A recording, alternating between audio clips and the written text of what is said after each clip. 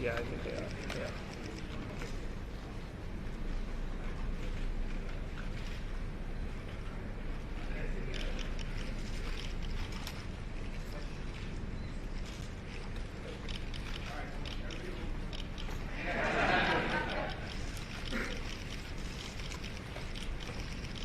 Cameras down. Cameras down.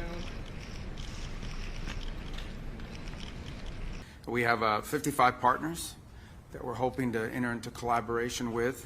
Many have already signed on, and the goal here is very simple. We all understand that having a reliable global supply chains and critical minerals and processed and finished materials are critical to everything we do, as I pointed out in my opening statements to the group. And I think this is a broader mistake made by the industrialized and developed world, as we all sort of fell in love with the design of these things, but forgot that in order to design something, you have to be able to build it, and in order to build it, you have to have the fundamental materials necessary to make it with. That's the key goal of a critical mineral supply, and today it's heavily concentrated in the hands of one country.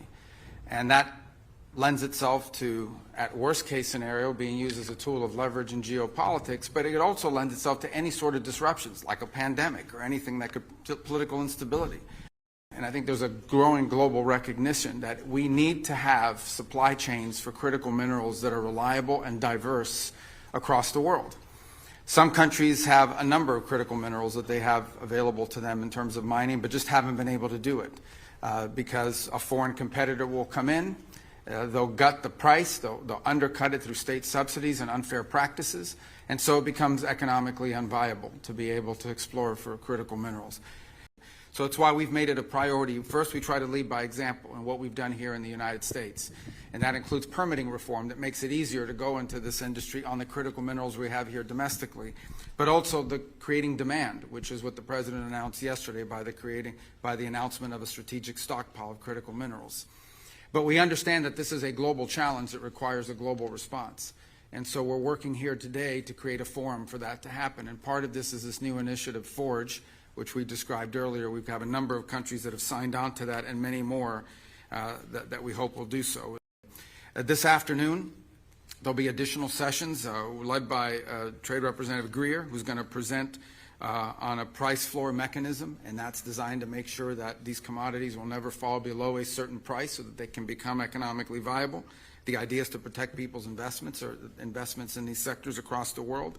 As far as critical minerals are concerned, look, that's a part of economic prosperity for Ukraine and its future. This war will end at some point, and when it does, Ukraine needs to be able to harness all of the resources of their country to be able to rebuild it. Ukraine has tremendous economic potential. It is a country that could probably double its GDP in the next decade with the right economic moves, and we certainly think that is a part of an enduring peace. And so a lot of work and thinking has gone into that ahead of time, and so that hopefully it will be able to be actioned on as soon as the war comes to a conclusion.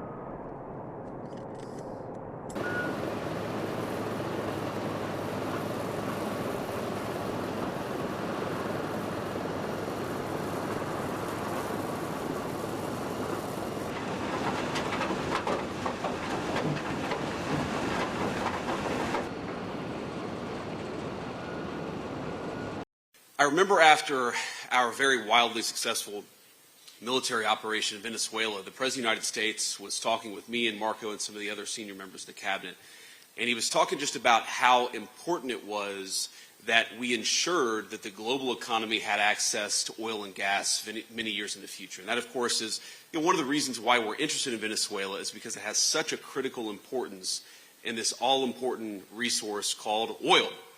And as much as we talk about the modern economy, the digital economy, the high-tech economy, the President said something that was very, very important and I think should inform a lot of how we think about future growth, which is that as much as data centers and technology and all of these incredible things that we're all working on matter, fundamentally, you still have an economy that runs on real things, and there is no realer thing than oil.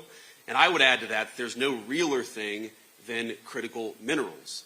And I think a lot of us have learned the hard way, in some ways, over the last year, how much our economies depend on these critical minerals.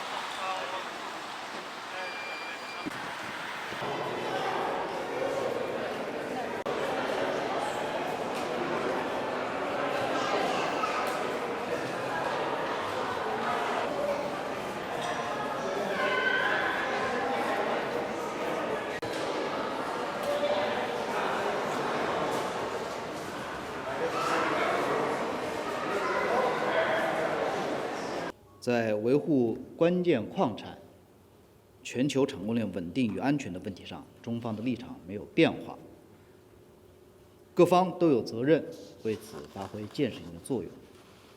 关于你提到欧美之间的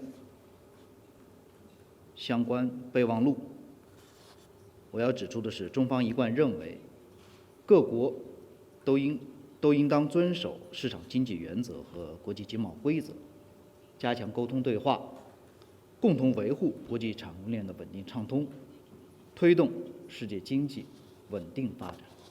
大家好，我是主播周玉琴。很多的朋友告诉我们，选择原版的太阳星全效克菲尔益生菌，它添加有羽衣甘蓝，健康再加分。而有睡眠困扰的朋友们，赶快选择蓝色包装这一款晚安加强版，绝对是更有感。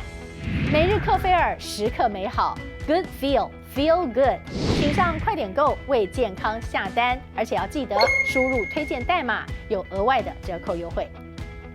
太阳星全效克菲尔益生菌基础版、晚安加强版，新包装改版，内容不变，抽取更方便。